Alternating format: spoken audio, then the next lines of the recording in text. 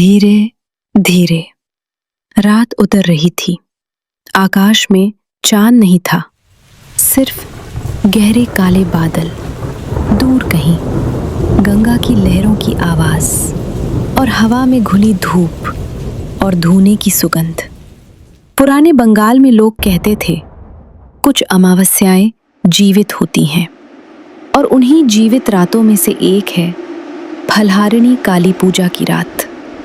ये केवल पूजा नहीं, ये आत्मा और माँ के बीच की एक मौन बातचीत है। कहते हैं, मनुष्य अपने कर्मों से भाग नहीं सकता। हर विचार, हर शब्द, हर पीड़ा धीरे धीरे उसके भीतर जमा होती रहती है। कभी पछतावे बनकर, कभी भय बनकर, कभी ऐसी बेचैनी बनकर जिसका कारण भी समझ नहीं आता। और शायद इसी कारण ज्येष्ठ अमावस्या की इस रात भक्त मां काली के चरणों में केवल फूल नहीं रखते, वे अपना पूरा जीवन रख देते हैं। फलहारिणी, ये नाम अपने भीतर ही एक रहस्य छुपाए हुए है।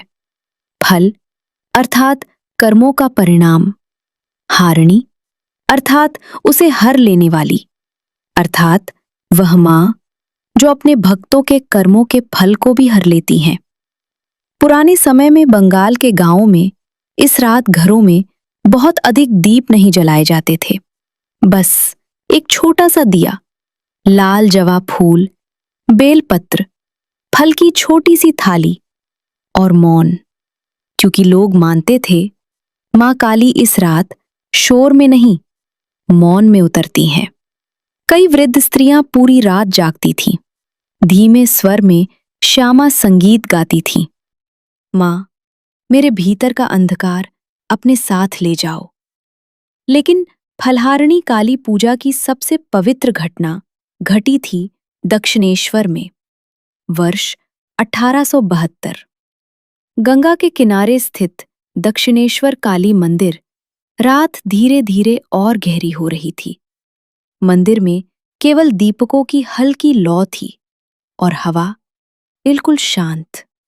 और उस रात श्री रामकृष्ण ने कुछ ऐसा किया जिसे आज भी लोग अद्भुत श्रद्धा से याद करते हैं। उन्होंने अपनी पत्नी श्री शारदा देवी को एक साधारण स्त्री की तरह नहीं देखा। उन्होंने उनमें स्वयं आद्या शक्ति, स्वयं मां काली का दर्शन किया। उस अमावस्या की पवित्र रात उन्होंने मां शारदा को षोडशी स्वरूप में पूजा, 10 महाविद्याओं में से एक दिव्य मात्र शक्ति का जीवित रूप। और तभी से फलहारिणी पूजा और षोडशी पूजा एक ही पवित्र स्मृति बन गई। कहा जाता है, उन्होंने मां शारदा को आसन पर बैठाया, उनके चरणों में पुष्प अर्पित किए, मंत्र पढ़े और फिर अपनी पूरी साधना, अपनी जपमाला, अपने समस्त आध्यात्मिक फल, सब कुछ मां के चरणों में समर्पित कर दिया। उस क्षण पूजक और पूजित दोनों ही गहरे समाधि भाव में डूब गए, मानो वहां केवल एक ही सत्ता शेष रह गई हो, मां और मौन। शायद इसी कारण उसे फलहारिणी कहा जाता है। वह मां जो अपने भक्तों के दुख ही नहीं, उनके कर्मों के फल तक अपने भीतर समा लेती हैं, जो साधना का सर्वोच्च फल भी देती हैं और भीतर का अंधकार भी हर लेती हैं।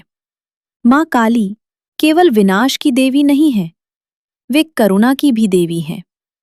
जब मनुष्य अपने कर्मों के बोझ से टूटने लगता है, तब फलहारिणी मां उसका भय, उसकी पीड़ा धीरे धीरे अपने भीतर समा लेती हैं।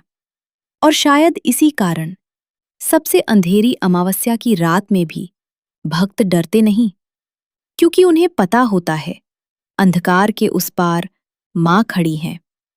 धुएं के धुएं के बीच, दीपक की कांपती लौ के बीच मुस्कुराती हुई, मानो कह रही हूं, अपने जीवन का भार मुझे दे दो, मैं हर लूंगी।